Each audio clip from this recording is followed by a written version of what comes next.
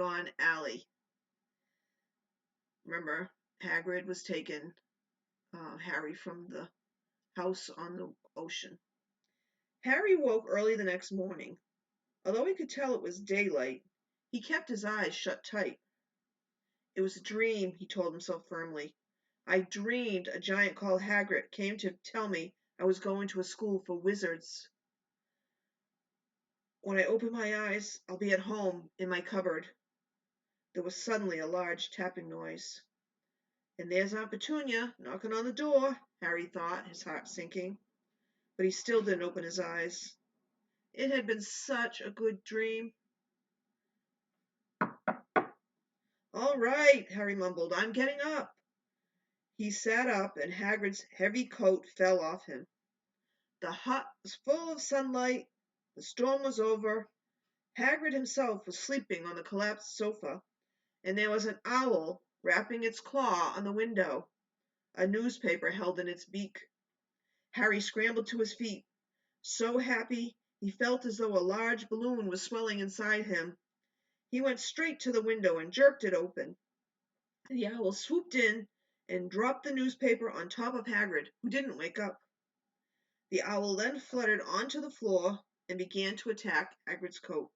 Don't do that. Harry tried to wave the owl out of the way, but it snapped its beak fiercely at him and carried on savaging the coat. Hagrid, said Harry loudly, there's an owl. Pay him, Hagrid grunted into the sofa. What? He wants paying for delivering the paper. Look in the pockets. Hagrid's coat seemed to be made of nothing but pockets. Bunches of keys, slug pellets, balls of string, peppermint humbugs, tea bags. Finally, Harry pulled out a handful of strange-looking coins. Give him 5 knoots, said Hagrid sleepily. Knoots? The little bronze ones. Harry counted out 5 little bronze coins, and the owl held out his leg so Harry could put the money into a small leather pouch tied to it. Then he flew off through the open window. Hagrid yawned loudly, sat up, and stretched. Best be off, Harry. Lots to do today. Gotta get you up to London and buy all your stuff for school. Harry was turning over the wizard coins and looking at them. He had just thought of something that made him feel as though the happy balloon inside him had got a puncture. Hagrid? Said Hagrid, who was pulling on his huge boots. I haven't got any money. And you heard Uncle Vernon last night. He won't pay for me to go and learn magic. Don't worry about that, said Hagrid, standing up and scratching his head.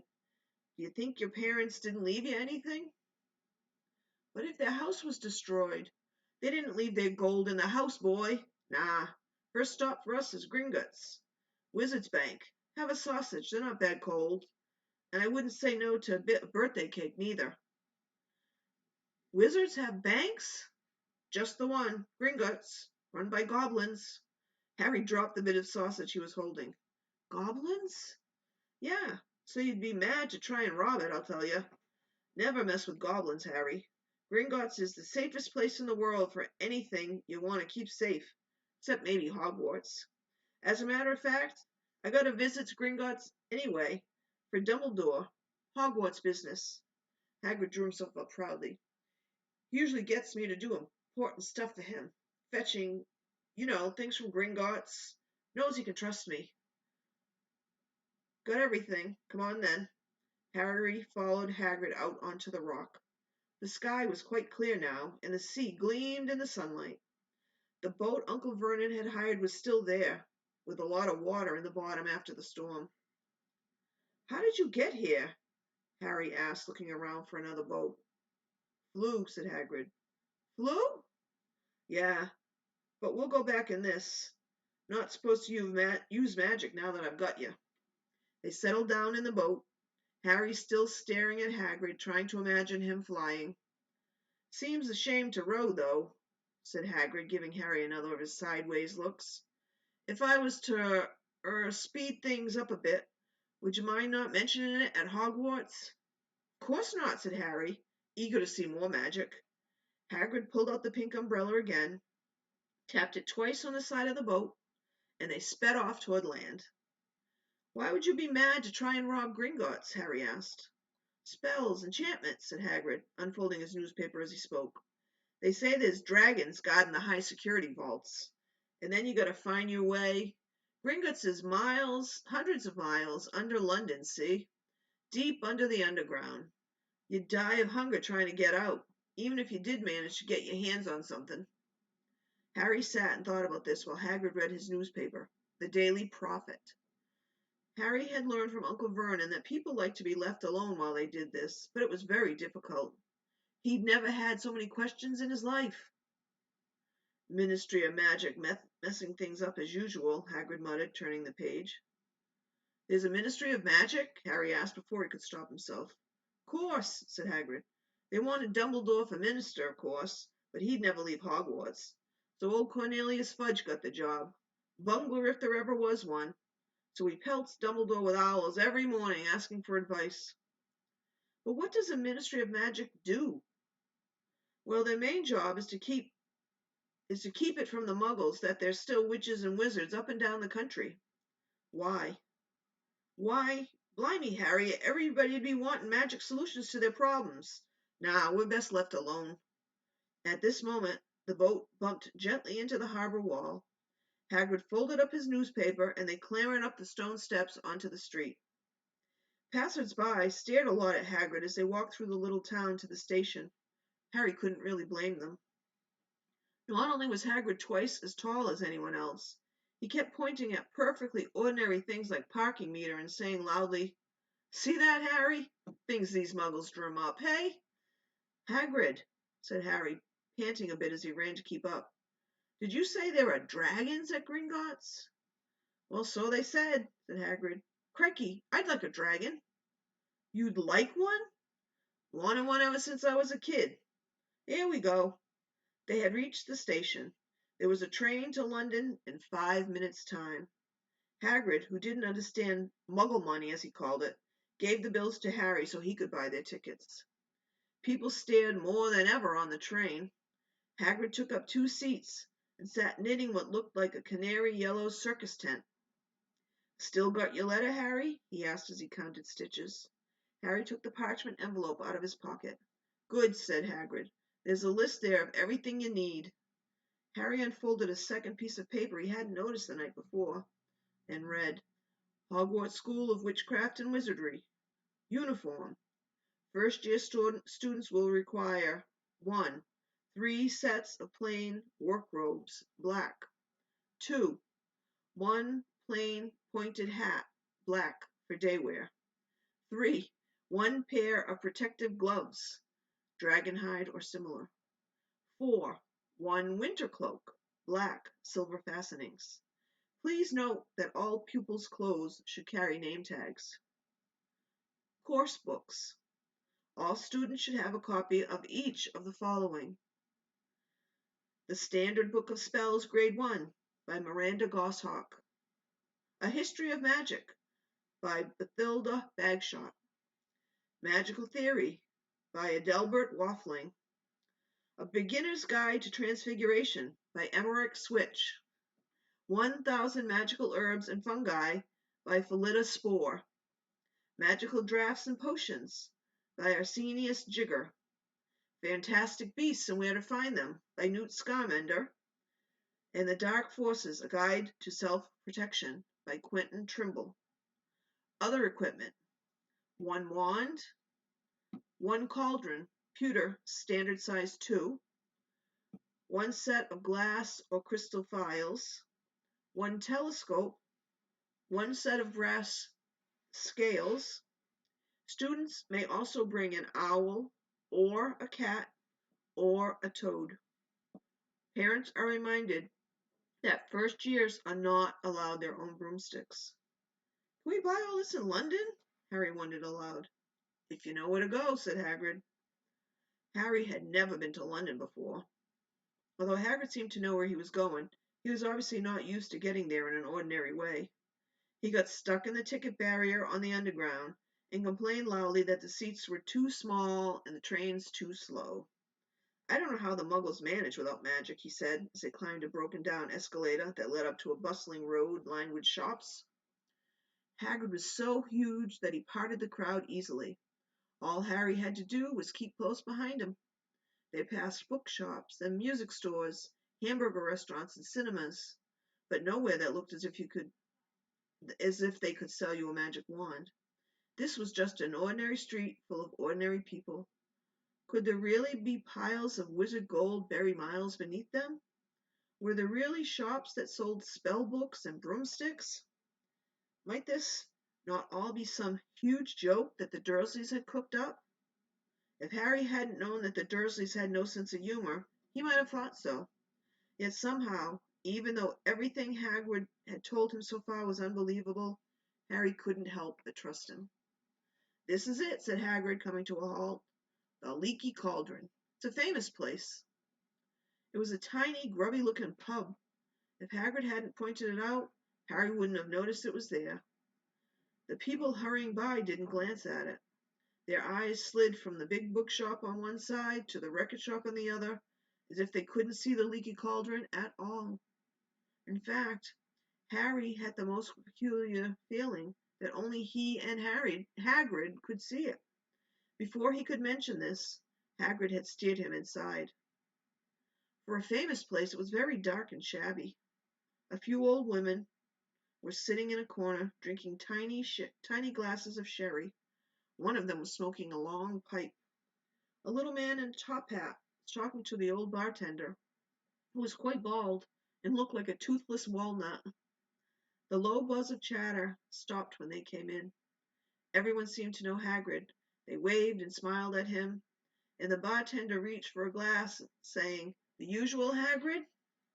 "Can't, Tom. I'm on Hogwarts business," said Hagrid, clapping his great hands on Harry's shoulder and making Harry's knees buckle. "Good Lord," said the bartender, peering at Harry. Can this be?" The Leaky Cauldron had suddenly gone completely still and quiet. "Bless my soul," whispered the old bartender. "Harry Potter. What an honor." He hurried out from behind the bar, rushed toward Harry and seized his hand, tears in his eyes. "Welcome back, Mr. Potter, welcome back." Harry didn't know what to say. Everyone was looking at him. The old woman with the pipe was puffing on it without realizing it had gone out. Hagrid was beaming. Then there was a great scraping of chairs, and the next moment Harry found himself shaking hands with everyone in the Leaky Cauldron. "Doris Crockford, Mr. Potter. Can't believe I'm meeting you at last." "So proud, Mr. Potter. I'm just so proud." "Always wanted to shake your hand. I'm all of a flutter." "Delighted, Mr. Potter. Just can't tell you. Diggle's the name. Daedalus Diggle." "I've seen you before," said Harry, as Daedalus Diggle's top hat fell off in his excitement. "You bowed to me once in a shop." "He remembers!" cried Daedalus Diggle, looking around at everyone. "Did you hear that? He remembers me." Harry shook hands again and again. Doris Crockford kept coming back for more. A pale young man made his way forward very nervously. One of his eyes was twitching. "Professor Quirrell," said Hagrid. "Harry, Professor Quirrell will be one of your teachers at Hogwarts." "Potter," stammered Professor Quirrell, grasping Harry's hand. "Can't tell you how pleased I am to meet you." "What sort of magic do you teach, Professor?" "Defense against the dark arts," muttered Professor Quirrell, as though he'd rather not think about it. "Not that you need it, eh, Potter?" He laughed nervously. "You'll be getting all your equipment, I suppose. I've got to pick up a new book on vampires myself."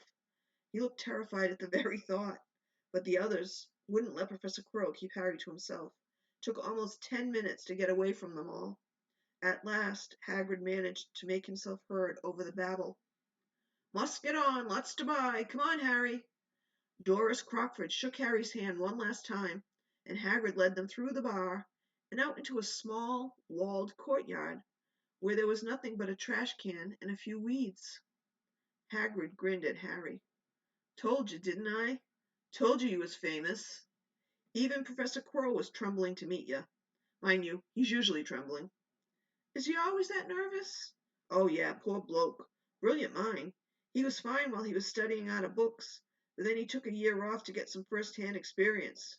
They say he met vampires in the Black Forest, and there was a nasty bit of trouble with a hag. Never been the same since. Scared of the students, scared of his own subject. Now where's me umbrella? Vampires? Hags? Harry's head was swimming. Hagrid, meanwhile, was counting bricks in the wall above the trash can. 3 up, 2 across, he muttered. Right, stand back, Harry. He tapped the wall 3 times with the point of his umbrella. The brick he had touched quivered. It wriggled. In the middle, a small hole appeared. It grew wider and wider. A second later, they were facing an archway large enough even for Hagrid, an archway onto a cobbled street that twisted and turned out of sight. Welcome, said Hagrid, to Diagon Alley. He grinned at Harry's amazement. They stepped through the archway. Harry looked quickly over his shoulder and saw the archway shrink instantly back into solid wall. The sun shone brightly on a stack of cauldrons outside the nearest shop. Cauldrons, all sizes, copper, brass, pewter, silver, self-stirring, collapsible, said a sign hanging over them. Yeah, you'll be needing one, said Hagrid, but we gotta get your money first. Harry wished he had about 8 more eyes. He turned his head in every direction as they walked up the street, trying to look at everything at once. The shops, the things outside them, the people doing their shopping. A plump woman outside an apothecary was shaking her head as they passed. Dragon liver, 16 sickles an ounce. They're mad. A low, soft hooting came from a dark shop with a sign saying Ilops Owl Emporium, Tawny, Screech, Barn, Brown, and Snowy. Several boys of about Harry's age had their noses pressed against the window with broomsticks in it. Look, Harry heard one of them say. The Nimbus 2000, fastest ever. There were shops selling robes, shops selling telescopes, and strange silver instruments Harry had never even seen before. Windows stacked with barrels of bat spleens and eel's eyes, tottering piles of spell books, quills, and rolls of parchment, potion bottle, globes of the moon. Gringotts, said Harry. They had reached a snowy white building that towered over the other little shops. Standing beside its burnished bronze doors, wearing a uniform of scarlet and gold was, yeah, that's a goblin, said Hagrid quietly as they walked up the white stone steps toward him. The goblin was about a head shorter than Harry. He had a swarthy, clever face, a pointed beard, and, Harry noticed, very long fingers and feet. He bowed as they walked inside. Now they were facing the second pair of doors, silver this time, with words engraved upon them. Enter, stranger, but take heed of what awaits the sin of greed. For those who take but do not earn must pay more dearly in their turn. So if you seek beneath our floors a treasure that was never yours, thief, you have been warned, beware of finding more than treasure there. Like I said, you'd be mad to try and rob it, said Hagrid. A pair of goblins bowed them through the silver doors, and they were in a vast marble hall. But 100 more goblins were sitting on high stools behind a long counter, scribbling in large ledgers, weighing coins in brass scales, examining precious stones through eyeglasses. There were too many doors to count leading off the hall, and yet more goblins were showing people in and out of these. Hagrid and Harry made for the counter. Morning, said Hagrid to a free goblin. We've come to take some money out of Mr. Harry Potter's safe. You have his key, sir? Got it here somewhere, said Hagrid, and he started emptying his pockets onto the counter, scattering a handful of moldy dog biscuits over the goblin's book of numbers. The goblin wrinkled his nose. Harry Potter watched the goblin on their right, weighing a pile of rubies as big as glowing coals. Got it, said Hagrid at last, holding up a tiny golden key. The goblin looked at it closer. That seems to be in order. And I've also got a letter here from Professor Dumbledore, said Hagrid importantly, throwing on his chest. It's about the you-know-what in Vault 713. The goblin read the letter carefully. Very well, he said, handing it back down to Hagrid. I will have someone take you down to both vaults. Griphook! Griphook was yet another goblin. Once Hagrid had crammed all the dog biscuits back into his pockets, He and Harry followed Griphook through one of the doors leading off the hall. "What's the you-know-what in Vault 713?" Harry asked. "Can't tell you that," said Hagrid mysteriously. "Very secret. Hogwarts business. Dumbledore's trusted me. More'n my job's worth to tell you that." Griphook held the door open for them. Harry, who had expected more marble, was surprised. They were in a narrow stone passageway, lit with flaming torches. It sloped steeply downward, and there were little railroad tracks on the floor. Griphook whistled, and a small cart came hurtling up the tracks toward them. They climbed in, Hagrid with some difficulty, and they were off. At first, they just hurtled through a maze of twisting passages. Harry tried to remember left, right, left, middle fork, right, left, but it was impossible. The rattling cart seemed to know its own way, because Griphook wasn't steering. Harry's eyes stung as the cold air rushed past them, but he kept them wide open. Once he thought he saw a burst of fire at the end of a passage and twisted around to see if it was a dragon, but too late. They plunged even deeper, passing an underground lake where huge stalactites and stalagmites grew from the ceiling and floor. "I never know," Harry called to Hagrid over the noise of the cart. "What's the difference between a stalagmite and a stalactite?" "Stalagmite's got an M in it," said Hagrid. "And don't ask me questions just now. I think I'm going to be sick." He did look very green, and when the cart stopped at last beside a small door in the passage wall, Hagrid got out and had to lean against the wall to stop his knees from trembling. Griphook unlocked the door. A lot of green smoke came billowing out, and as it cleared, Harry gasped. Columns of silver, mounds of gold coins, heaps of little bronze knoots. "All yours," smiled Hagrid. All Harry's. It was incredible. The Dursleys couldn't have known about this, or they'd have had it from him faster than blinking. How often had they complained how much Harry cost them to keep? And all the time there had been a small fortune belonging to him, buried deep under London. Hagrid helped Harry pile some of it into a bag. "The gold ones are galleons," he explained. 17 silver sickles to a galleon, and 29 knoots to a sickle. It's easy enough." "Right, that should be enough for a couple terms. We'll keep the rest safe for you." He turned to Griphook. "Vault 713 now, please. And can we go more slowly?" "One speed only," said Griphook. They were going even deeper now and gathering speed.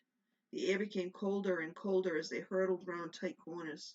They went rattling over an underground ravine, and Harry leaned over the side to try to see what was down at the dark bottom, but Hagrid groaned and pulled him back by the scruff of his neck.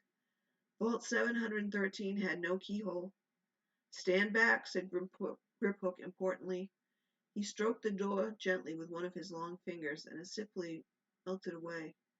"If anyone but a Gringotts goblin tried that, they'd be sucked through the door and trapped in there," said Griphook. "How often do you check to see if anyone's inside?" Harry asked. "About once every 10 years," said Griphook with a rather nasty grin. Something really extraordinary had to be inside this top security vault, Harry was sure, and he leaned forward eagerly, expecting to see fabulous jewels at the very least. But at first he thought it was empty. Then he noticed a grubby little package, wrapped in brown paper, lying on the floor. Hagrid picked it up and tucked it deep inside his coat. Harry longed to know what it was, but knew better than to ask. "Come on, back in this infernal cart.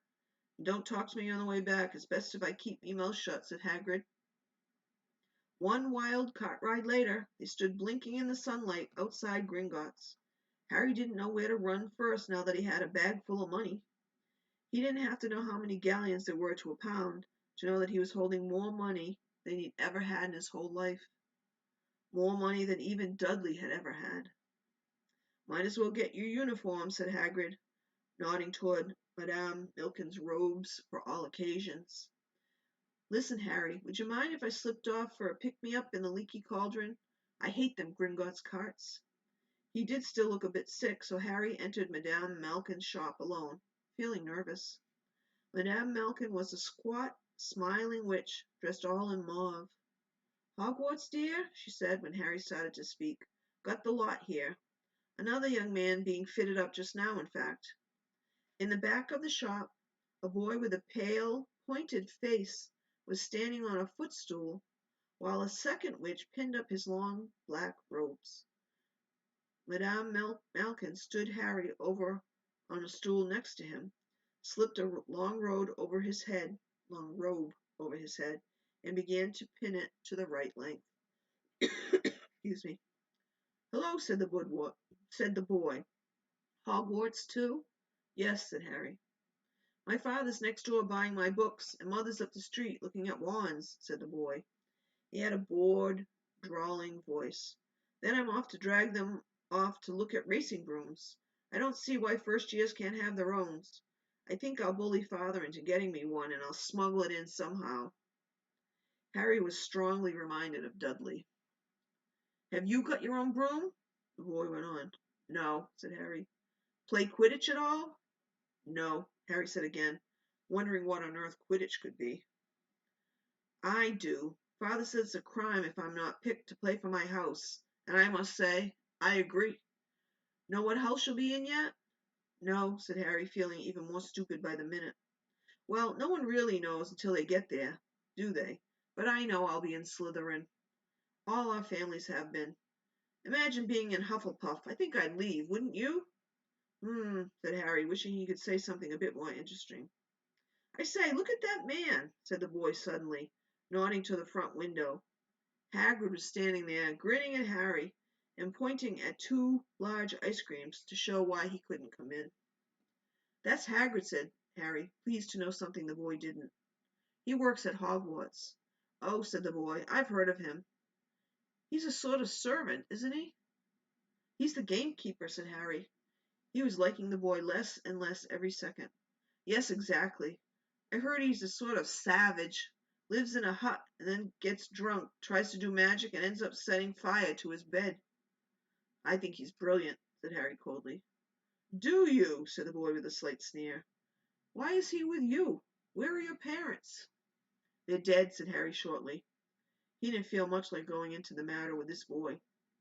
"Oh, sorry," said the other, not sounding sorry at all. "But they were our kind, weren't they?" "They were a witch and wizard, if that's what you mean." "I really don't think they should let the other sort in, do you? They're just not the same. They've never been brought up to know our ways. Some of them have never even heard of Hogwarts until they get the letter. Imagine! I think they should keep it in the old wizarding families. What's your surname, anyway?" But before Harry could answer, Madame Malkin said, "That's you done, my dear." And Harry, not sorry for an excuse to stop talking to the boy, hopped down from the footstool. "Well, I'll see you at Hogwarts, I suppose," said the drawling boy. Harry was rather quiet as he ate the ice cream that Hagrid had bought him, chocolate and raspberry with chopped nuts. "What's up?" said Hagrid. "Nothing," Harry lied. They stopped to buy parchment and quills. Harry cheered up a bit when he found a bottle of ink that changed color as you wrote. When they had left the shop, he said, "Hagrid, what's Quidditch?" "Blimey, Harry, I keep forgetting how little you know. Not knowing about Quidditch." "Don't make me feel worse," said Harry. He told Hagrid about the pale boy at Madame Malkin's. "And he said people from Muggle families shouldn't be allowed in." "You're not from a Muggle family. If he'd known who you were, he's grown up knowing your name, if his parents are wizarding folk. You saw what everyone in the Leaky Cauldron was like when they saw you. Anyway, what does he know about it? Some of the best I ever saw were the only ones with magic in 'em in a long line of Muggles. Look at your mom. Look what she had for a sister." "So what is Quidditch?" "It's our sport. Wizard sport. It's like soccer in the Muggle world. Everyone follows Quidditch. Played up in the air on broomsticks, and there's 4 balls. Sort of hard to explain the rules." "And what are Slytherin and Hufflepuff?" "Schoolhouses. There's 4. Everyone says Hufflepuff are a lot of duffers, but I bet I'm in Hufflepuff," said Harry gloomily. "Better Hufflepuff than Slytherin," said Hagrid darkly. "There's not a single witch or wizard who went bad who wasn't in Slytherin. You know who was one." You know who was at Hogwarts?" Years and years ago, said Hagrid. They bought Harry's school books in a shop called Flourish and Blots, where the shelves were stacked to the ceiling with books as large as paving stones, bound in leather, books the size of postage stamps and covers of silk, books full of peculiar symbols, and a few books with nothing in them at all. Even Dudley, who never read anything, would have been wild to get his hands on some of these. Hagrid almost had to drag Harry away from the curses and counter-curses, bewitch your friends and befuddle your enemies with the latest revenges, hair loss, jelly legs, tongue-tying, and much, much more, by Professor Vindictus Viridian. I was trying to find out how to curse Dudley. I'm not saying that's not a good idea, but you're not to use magic in the Muggle world except in very special circumstances, said Hagrid. And anyway, you couldn't work any of them curses yet.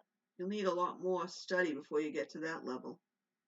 Hagrid wouldn't let Harry buy a solid gold cauldron either. Says pewter on your list. But they got a nice set of scales for weighing potion ingredients and a collapsible brass telescope.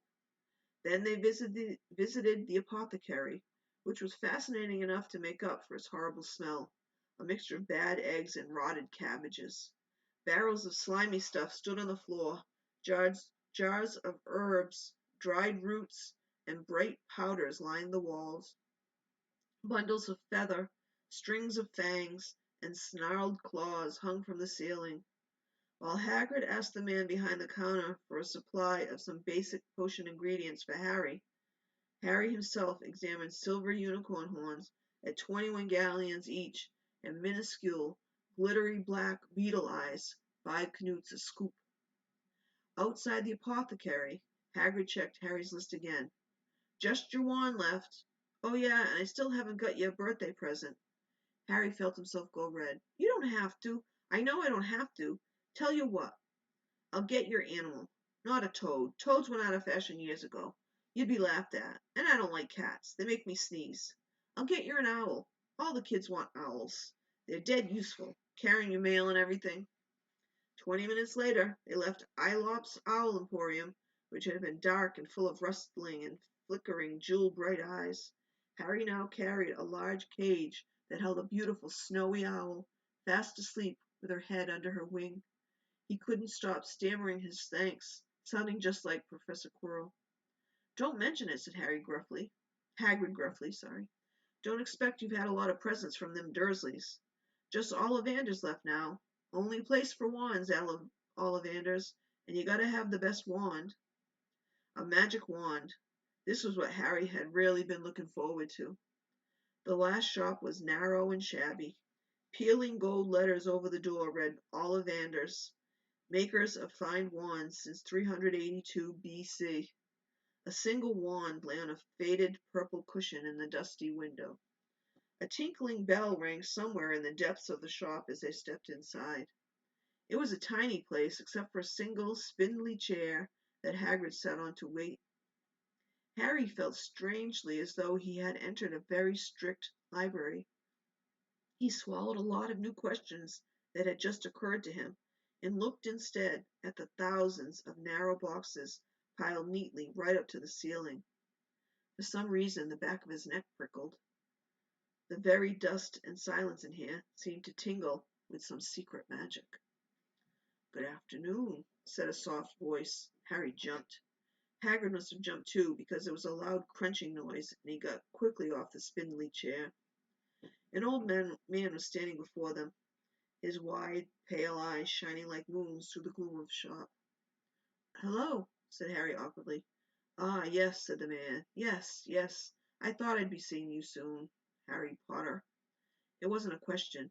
You have your mother's eyes. It seems only yesterday she was in here herself buying her first wand. 10 1/4 inches long, swishy, made of willow. Nice wand for charm work. Mr. Ollivander moved closer to Harry. Harry wished he would blink. Those silvery eyes were a bit creepy. Your father, on the other hand, favored a mahogany wand, 11 inches, pliable, a little more power and excellent for transfiguration. Well, I say your father favored it. It's really the wand that chooses the wizard, of course. Mr. Ollivander had come so close that he and Harry were almost nose to nose. Harry could see himself reflected in those misty eyes. And that's where Mr. Ollivander touched the lightning scar on Harry's forehead with a long white finger. "I'm sorry to say I sold the wand that did it," he said. 13.5 inches. YEW, which is a type of wood. Powerful wand, very powerful. And in the wrong hands, well, if I'd known what the wand was going out into the world to do. He shook his head, and then, to Harry's relief, spotted Hagrid. Rubeus Hagrid! How nice to see you again. Oak, 16 inches, rather bendy, wasn't it? It was, sir, yes, said Hagrid. Good wand, that one. But I suppose they snapped it in half when you got expelled, Mr. Ollivander said, suddenly stern. Yes, they did, yes, said Hagrid, shuffling his feet. I've still got the pieces, though, he added brightly. But you don't use them, Mr. Ollivander said sharply. Oh, no, sir, said Hagrid quickly. Harry noticed he gripped his pink umbrella very tightly as he spoke. Said Mr. Ollivander, giving Hagrid a piercing look. Well now, Mr. Potter, let me see. He pulled a long tape measure with silver markings out of his pocket. Which is your wand arm? Well, I'm right-handed, said Harry. Hold out your arm. That's it. He measured Harry from shoulder to finger, then wrist to elbow, shoulder to floor, knee to armpit, and round his head. As he measured, he said, Every Ollivander wand has a core of a powerful, magical substance, Mr. Potter. We use unicorn hairs, phoenix tail feathers, and the heartstrings of dragons. No two Ollivander wands are the same, just as no two unicorns, dragons, or phoenixes are quite the same. And of course, you will never get such good results with another wizard's wand. Harry suddenly realized that the tape measure, which was measuring between his nostrils, was doing this on its own. Mr. Ollivander was flitting around the shelves, taking down boxes. That will do, he said, and the tape measure crumpled into a heap on the floor. Right then, Mr. Potter, try this one. Beechwood and dragon heartstrings, 9 inches, nice and flexible. Just take it and give it a wave. Harry took the wand and, feeling foolish, waved it around a bit. But Mr. Ollivander snatched it out of his hand almost at once. Maple and phoenix feather, 7 inches, quite whippy. Try. Harry tried, but he had hardly raised the wand when it too was snatched back by Mr. Ollivander. No. Here, ebony and unicorn hair, 8.5 inches, springy. Go on, try it out. Harry tried and tried. He had no idea what Mr. Ollivander was waiting for. The pile of tried wands was mounting higher and higher on the spindly chair, but the more wands Mr. Ollivander pulled from the shelves, the happier he seemed to become. Tricky customer, eh? Not to worry. We'll find the perfect match here somewhere. I wonder, now, yes, why not? Unusual combination. Holly and phoenix feather, 11 inches, nice and supple. Harry took the wand. He felt a sudden warmth in his fingers. He raised the wand above his head, brought it swishing down through the dusty air, and a stream of red and gold sparks shot from the end like a firework, throwing dancing spots of light onto the walls. Hagrid whooped and clapped, and Mr. Ollivander cried, "Oh, bravo! Yes, indeed! Oh, very good! Well! How curious! How very curious!" He put Harry's wand back into its box and wrapped it in brown paper, still muttering, "Curious! Sorry, said Harry, but what's curious? Mr. Ollivander fixed Harry with his pale stare. I remember every wand I've sold, Mr. Potter. Every single wand. It so happens that the phoenix whose tail feather is in your wand gave another feather. Just one other. It is very curious indeed that you should be destined for this wand when its brother gave you that scar. Harry swallowed. Yes, 13.5 inches. You. Curious indeed how these things happen. The wand chooses the wizard, remember. I think we must expect great things from you, Mr. Potter. After all, he who must not be named did great things. Terrible, yes, but great. Harry shivered. He wasn't sure he liked Mr. Ollivander too much. He paid 7 gold galleons for his wand, and Mr. Ollivander bowed them from his shop. The late afternoon sun hung low in the sky as Harry and Hagrid made their way back down Diagon Alley, back through the wall, back through the leaky cauldron, now empty. Harry didn't speak at all as they walked down the road. He didn't even notice how much people were gawking at them on the underground, laden as they were with all their funny-shaped packages, with the snowy owl asleep in his cage on Harry's lap. Up another escalator, out into Paddington Station. Harry only realized where they were when Hagrid tapped him on the shoulder. "Got time for a bite to eat before your train leaves," he said. He bought Harry a hamburger, and they sat down on plastic seats to eat them. Harry kept looking around. Everything looked so strange somehow. "You all right, Harry? You're very quiet," said Hagrid. Harry wasn't sure he could explain. He'd just had the best birthday of his life, and yet he chewed his hamburger, trying to find the words. "Everyone thinks I'm special," he said at last. "All those people in the leaky cauldron, Professor Quirrell, Mr. Ollivander. But I don't know anything about magic at all. How can they expect great things? I'm famous, and I can't even remember what I'm famous for. I don't know what happened the night my parents died." Hagrid leaned across the table. Behind the wild beard and eyebrows, he wore a very kind smile. "Don't you worry, Harry. You'll learn fast enough. Everyone starts at the beginning at Hogwarts. You'll be just fine. Just be yourself. I know it's hard. You've been singled out, and that's always hard. But you'll have a great time at Hogwarts. I did. Still too, as a matter of fact." Hagrid helped Harry onto the train that would take him back to the Dursleys, then handed him an envelope. "Your ticket for Hogwarts," he said. "1st of September, King's Cross. It's all on your ticket. Any problem with the Dursleys, send me a letter with your owl. She'll know where to find me. See you soon, Harry." The train pulled out of the station. Harry wanted to watch Hagrid until he was out of sight. He rose in his seat and pressed his nose against the window, but he blinked and Hagrid had gone.